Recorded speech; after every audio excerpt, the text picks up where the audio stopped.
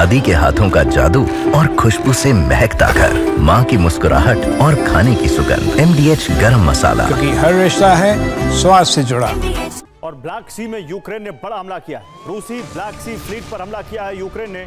रूसी नेवी के जहाज में आग लग गई।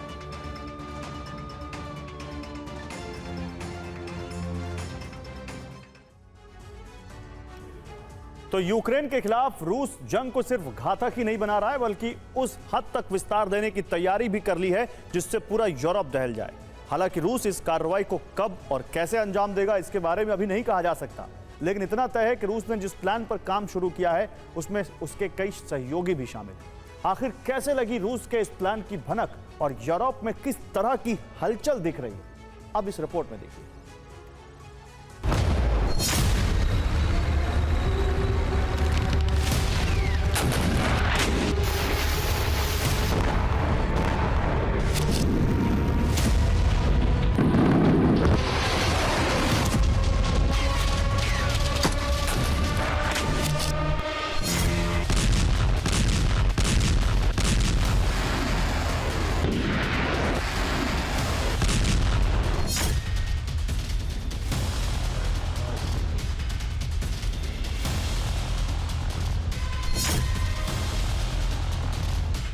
यूक्रेन की तबाही के लिए एक्टिवेट मॉस्को के इस पावर सेंटर में रणनीतिक बदलाव की दिशा में ऐसा कदम उठा लिया है जो पूरे यूरोप में उथल-पुथल मचा सकता है।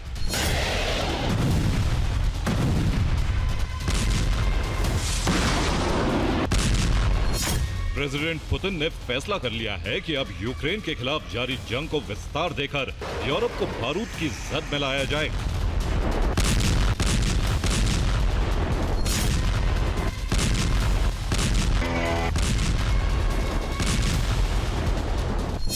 पुतिन का नया मिशन, यूरोप में तबाही का प्रण।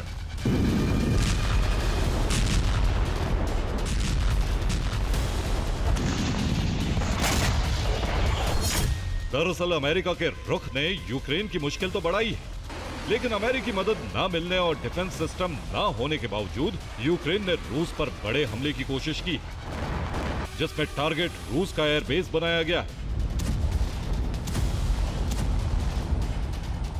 जिसके बाद रूस के राष्ट्रपति व्लादिमीर पुतिन का गुस्सा भड़क गया।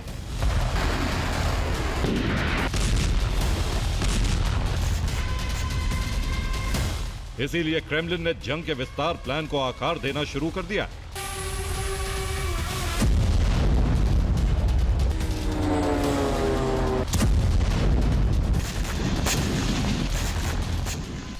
पुतिन के नए प्लान के तहत युद्ध में सहयोगी देशों की भी एंट्री का रास्ता तैयार कर लिया गया।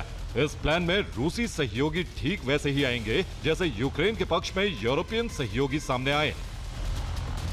लेकिन रूस के वो सहयोगी कौन है जिन्होंने यूरोप के खिलाफ जंग में उतरने की तैयारी कर ली?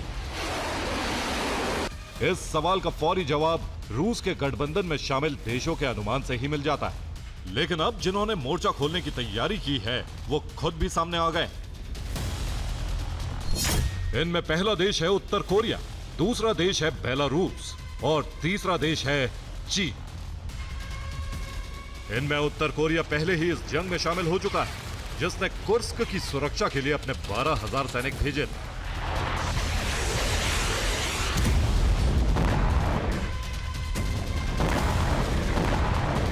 इनमें कई मारे भी गए, बावजूद इसके उत्तर कोरिया दोबारा सैनिक भेजने के लिए तैयार।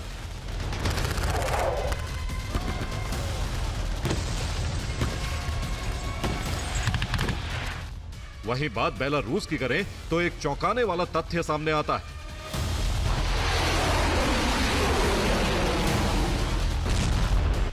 युद्ध की शुरुआत से ही लुकाशेंको ने पुतिन को पूरा समर्थन दिया है। यहां तक कि बेलारूस में पुतिन ने अपनी घातक मिसाइलों के साथ न्यूक्लियर वॉरहेड भी तैनात किए।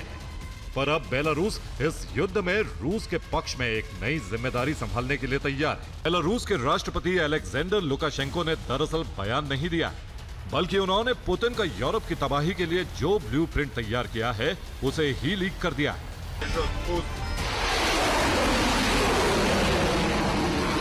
तो दूसरी तरफ पोलैंड, लिथुआनिया, लातविया और एस्टोनिया को सीधी धमकी भी जारी कर दी।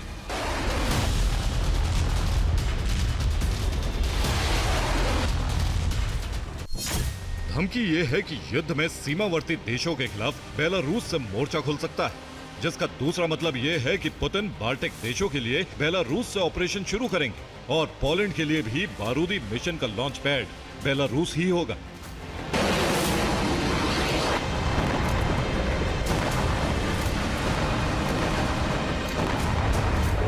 लेकिन क्या जंग के विस्तार में चीन भी योगदान देगा?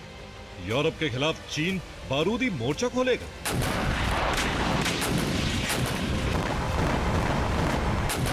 या फिर रूसी गठबंधन में शामिल चीन इस युद्ध से अलग रहेगा? इस सवाल का जवाब चीन के विदेश मंत्री वांग यी की यूरोपियन यूनियन के दूतों को दी गई चेतावनी से मिलता है, जिन्होंने दो टूक कहा है कि चीन ये कतई मंजूर नहीं करेगा कि रूस जंग हार जाए, और अगर ऐसा हुआ तो अमेरिका का पूरा ध्यान चीन पर होगा। हालांकि चीन ने इशारे में ही सही लेकिन बता दिया है कि यूरोप के खिलाफ कदम उठाने में चीन बिल्कुल भी नहीं कतराएगा।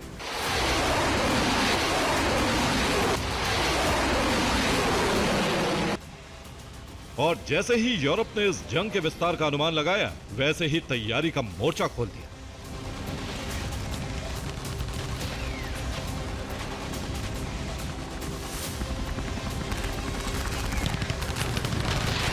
इस तैयारी में गठबंधन को मजबूत बनाने की जिम्मेदारी ब्रिटेन और फ्रांस निभा रहे हैं।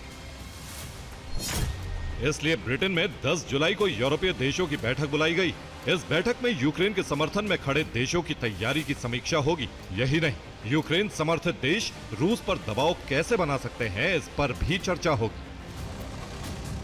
तो वहीं दूसरी तरफ युद्ध की तैयारियों में यूरोपीय सेना और नाटो के बीच समन्वय बनाने की जिम्मेदारी जर्मनी को मिली है। इस जिम्मेदारी के तहत जर्मनी ने हथियार जुटाने से लेकर नाटो की नई ब्रिगेड बनाने की दिशा में कदम उठाए,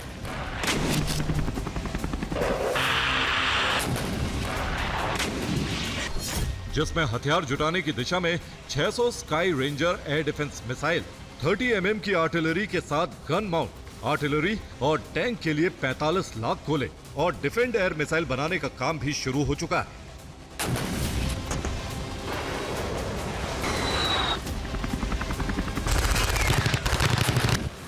यही नहीं, इस तैयारी में 80 किलोमीटर तक ऑपरेट होने वाली आइरिस-T मिसाइलों के साथ 100 mobile short range air defence system भी खरीदने की योजना बना ली गई।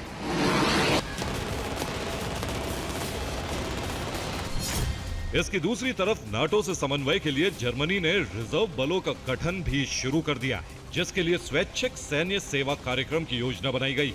इसमें लक्ष्य यह है कि रिजर्व सैनिकों की संख्या 2 लाख की जाए। इसके अलावा 7 नाटो ब्रिगेड के लिए 1000 लेपर्ड 2 टैंक खरीद की योजना है और युद्ध की आशंका बढ़ते ही 2500 बख्तरबंद वाहन के ऑर्डर भी जर्मनी ने जारी कर दिए। यानी जर्मनी की तैयारी अब सामान्य बिल्कुल भी नहीं है। ट्रंप ने पुतिन को न सिर्फ यूक्रेन पर कब्जे की ढील दे दी है, बल्कि यूरोप पर हमले की छूट भी दे दी है।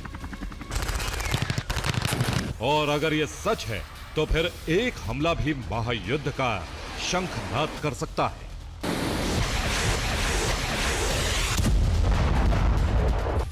Bureau report, TV9 Bharatvarsh.